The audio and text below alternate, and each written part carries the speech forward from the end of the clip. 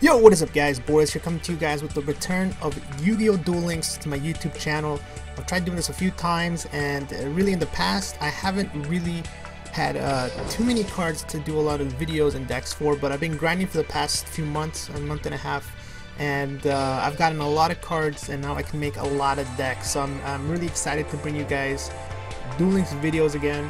A lot of people have been asking for them. A lot of people don't really care about Duel Links, but it is what I'm most excited about at the moment besides OPTC.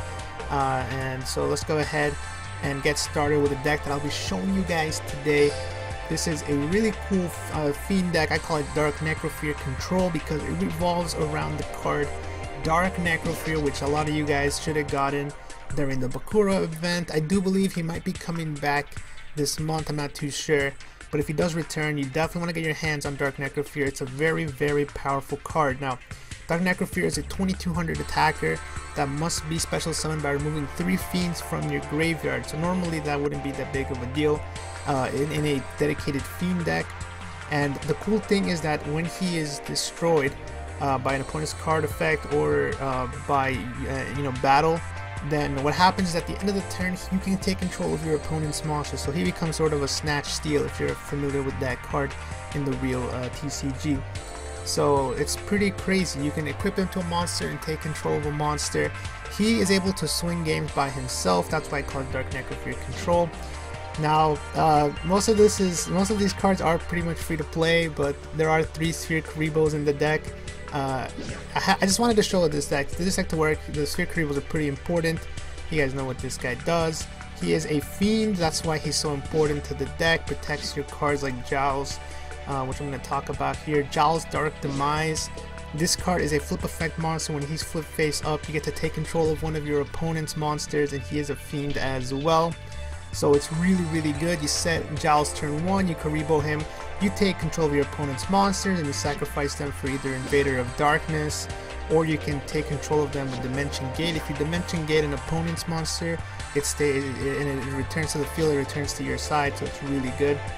If you take control of a Fiend, you can even sacrifice him for Archfiend's Pan Labyrinth. Now this is one of the most powerful field spells in the game at the moment. In a dedicated control Fiend deck, this is amazing. Boosts all your Fiend type monsters by 500 attack, which is really, really good. And on top of that, you can target one Archfiend monster you control, and then you banish another Fiend, and you can special summon a Fiend from your hand, deck, or graveyard. So I didn't know that, but it could be from your graveyard as well. And you can summon an Archfiend with the same level. So here you go. You got Trans Archfiend is going to be our main card that we're going to do this with. Now he is a drop from Bakura, so if you didn't farm him last week, hopefully he'll come back again, so you can try to get him. But he is very, very powerful card. Once per turn, he can discard a Fiend type monster. This card gains 500 attack points, so instantly you can make him a 2000 attacker if you get some, over something. But here you go.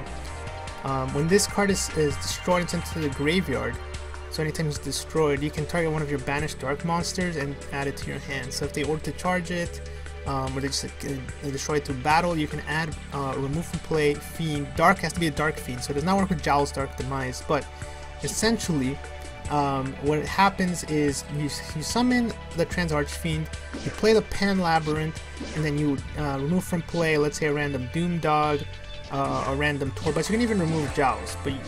But then what happens is that then you get to special summon another Archfiend from either your graveyard, hand, or deck. To the maze. So now you have 2,000 beaters because this boosts him by 500. So that's 4,000 points right there. And then on top of that, when he's destroyed, you can get back either a Sphere Karibo, you can get back a Dark Neck. I mean, you just get back anything that's removed from play that's a Dark Fiend. So everything but Jowls.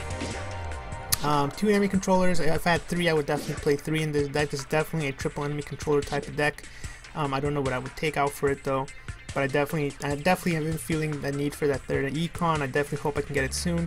No amount of extermination is very clutch. I know in some matchups it's not that important, but the number of times it has cleared the way for an OTK or something has been really good. Doom Dog or Octoros, I'm not sure how to say it. You can add a level 8 Fiend monster from your hand to your deck. So I've added Dark Necrofear, and then again I've added Invader of Darkness. He is does not allow my opponent to play quick play, so no order to charge, no enemy controller. That shuts like half the decks out right there. And again, you can use Jowls, take your opponent's monster, and then tribute it for Invader of Darkness. So the whole point is you want to try to open up with a Doomdog or a Jowls. And then Torbus is sort of a tech card I have in here. When it goes to the graveyard, I can shuffle a monster back into the deck. So potentially, you know, if I mill Dark Necrofear with my ability, which again I should probably mention, there's two different abilities you can run with this. I do not have the Fiend ability that puts a Fiend in the graveyard, but this one is just as good because you can, anytime your life points increase by 1,000, you can recover 300 life points, and you guys know there's a lot of burn out there. So over the course of the game, you're probably going to heal back 900, which is a big deal. It can save you an entire turn, and you send the top card of the deck to the graveyard. So sometimes you will send one of your spell and trap cards, but most of the time you will send a Fiend. So let's say you send Dark Necrofear with that ability, if you skip Tour Guide to get destroyed and sent to the graveyard, you can get Dark Necrofear back. So, you know, I think I spent like 6 minutes explaining the deck, but let's go ahead and show you guys some games that I've recorded. I love the whole dual recording system that they have in the game. They've added so many things to make it very, very friendly towards content creators. I'm really, really excited about the game. Let's go ahead and do some dual replays. So, let's see. We got a lot of different games here. Let's check this one out first, real quick. There was one really good game that I did not get to record, unfortunately. The way it works is at the end of the duel, there's a really small button that says, you know, record this duel, and so it's really easy to miss. It's really easy to just forget about it and tap.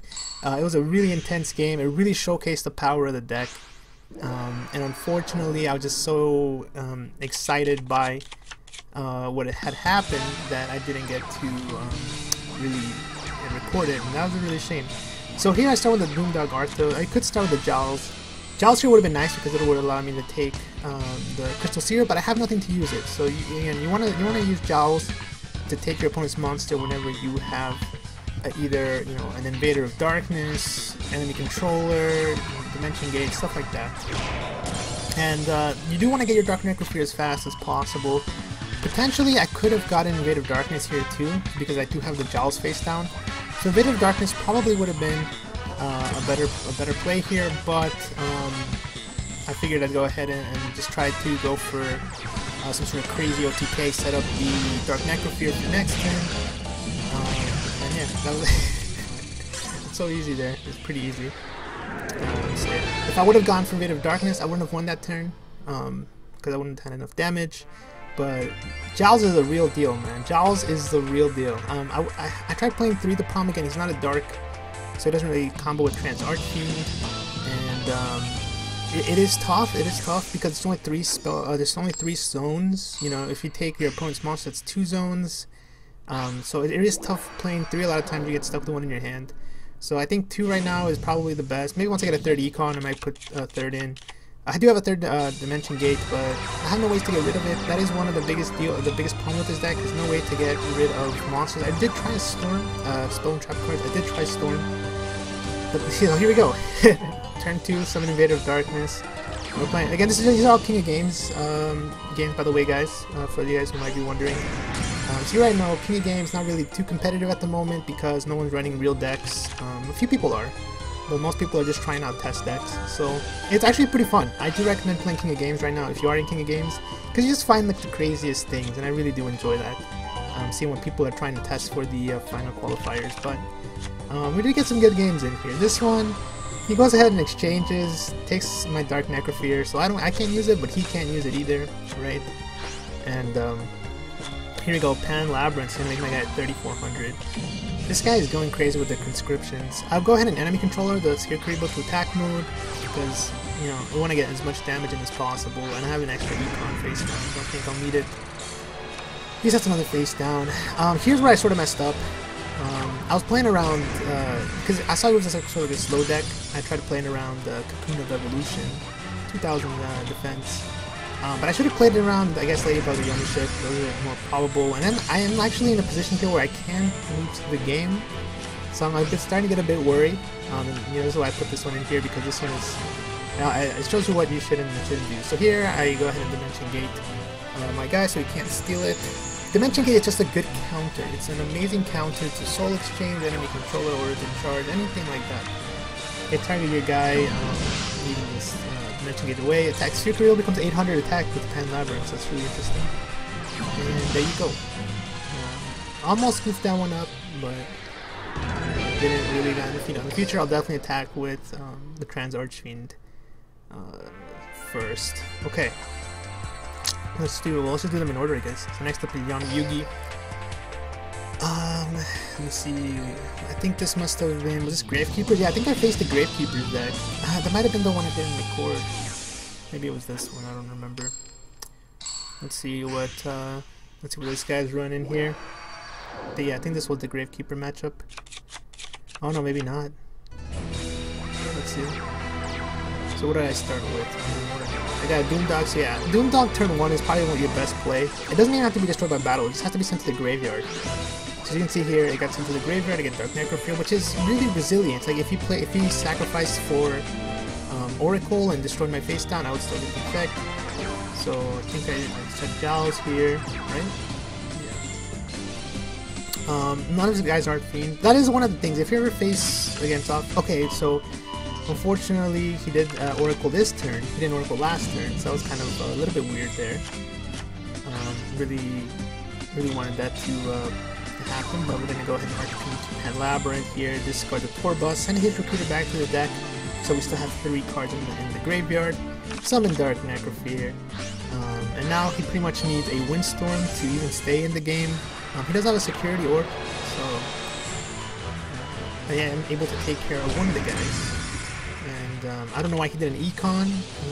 Oh, I guess he's tripping it. Gonna Econ him back, put him in defense. Now he pretty much just has a Recruiter on the field. I summon Giles. Just to try to go. Oh no, yeah. So here's the play, guys. Here's the play. Here's how you use a Pan Labyrinth. You go ahead and sacrifice the Giles to bring out this guy here. Now, when either of those are destroyed, I'm gonna get back a monster from exile. So it's just such a crazy card advantage. One of the few really good card advantage engines in the game. However, again, you only have one of the field spell, so maybe you can put in, there's one card you can sacrifice to get a field spell. You know, there are a couple cards you could put in, but really it's the field spell is what makes this deck really crazy sometimes. Even you can obviously win without it. The deck is built so you don't need it to win, but when you do have it, you just feel like you're doing some crazy stuff, man. Here we go, we're gonna Nobleman. I think I can like enemy oh no, this is a magic thing. A lot of times I just hit enemy controller, which makes D-Spell almost as good. If you have a D-Spell, you might be able to run D-Spell instead if you don't have Nobleman. Okay, so here was a mistake. I definitely should have discarded Torbus and attacked the Clown, and I didn't do it. I definitely should have done it the first turn. Go ahead and summon Torbus, exile it to summon another one of those. And again, it's just such a powerful engine. I just get 2,000 attackers. Attack. So now he's at 700. He's gonna need a few Supremacy Berries, and he does have one. So there is the first Supremacy. He has a second Supremacy Berry, so that's pretty unfortunate. So now I'm trying to bait out the Champion's Vigilance. So what I do here is I Windstorm, because if I draw a Fiend, then I can go ahead and, if I draw a Fiend, then I can go ahead and get rid of the Dark Magician, because then he gains 500 attack, 2500, goes over 2100 defense, but I unfortunately did not draw a Fiend. This Dimension Gating that guy was probably a mistake. Fiend is going to get me Dark Necrofear, so you can start to see how the engine sort of works, right? I'm going to attack him, and then that guy goes to the graveyard, I get back my other Trans Archfiend, and so it's sort of like an infinite loop, assuming you have some way to exile cards from your graveyard, then it will essentially be a continuous loop. But yeah, it's just kind of tough. I mean, here's the skill, so I guess it's the first time I'm showing it on video. Go ahead and mill a card. I go ahead and take his Econ, so he has to pop Vigilance there. He didn't pop Vigilance, so now it's pretty much, you know, I'm pretty much have the coast is clear for me. I think he has nothing. If he has something, that's fine, because if he kills my Dark Necrofear, I take his Dark Magician, but he didn't have anything, so he definitely should have championed. I know he had Champion's Vigilance, because he could have activated when I summoned a monster before he got the boost from Pan Labyrinth. That's an easy giveaway that he had that card, but he didn't activate it on my econ. He must have thought he was safe. But then again, he did know I had Dark Necrophilia because I did search it in the first few turns. So that was really a big mistake on his part. Definitely should not have done that. And here we go, guys. Last game of the night. I think it was against the Weevil deck. Weevil decks, you know, they're one of the best decks in ladder, but you know, like I said, the skill is going to come in handy, and then I end up gaining a lot of health. And also, if the Parasite's on top of the deck, I could potentially mill it away as well. So that's really nice. Now, this is a really bad starting hand. So, I thought I had no chance to win because I have no monster. I have nothing, right? I have absolutely nothing. But then again, the Weevil decks are very, very slow themselves. He's gonna panda me. Now I'm kind of in a little bit of a pickle. So here's what I'm talking about. I see a Parasite on top of the deck. My compensation skill allows me to put it into the graveyard. I'm gonna go ahead and take this panda and just try to attack. See, that was definitely 100% a mistake. That was 100% a mistake. I should have just waited. He has two burning lands, and I can heal back up on another 300. So, and I had protection in the back row, so I was fine. I was perfectly fine. Actually, outraced him because then I could have panned the next turn, which had two monsters. I'm able to do a little bit of damage, but I Windstorm puts his Cocoon in attack mode and take his panda, and now he's just gonna lose to the burning land. So, pretty crazy duels there. This deck is really nice. I like it. Definitely, I want to try to find the third econ to get one. Maybe take out Dimension Gate. Dimension Gate is nice, but this is more of an aggro deck, and Dimension Gate is more of a reactive card. So I mean, this is like an aggro control. It's really weird. It's very controlling in that there's so many ways to get Incarnate Advantage, but at the same time, it's like one of those decks that you know, you try to push all of a sudden for game. So Dimension Gate definitely not a card that helps in those situations. But with that said, guys, thanks a lot for watching. I'll bring you guys more Duel Links videos. I have a lot of decks I want to show you guys, a lot of decks that I've been building. And yeah, I'll talk to you guys next time. Until then, peace.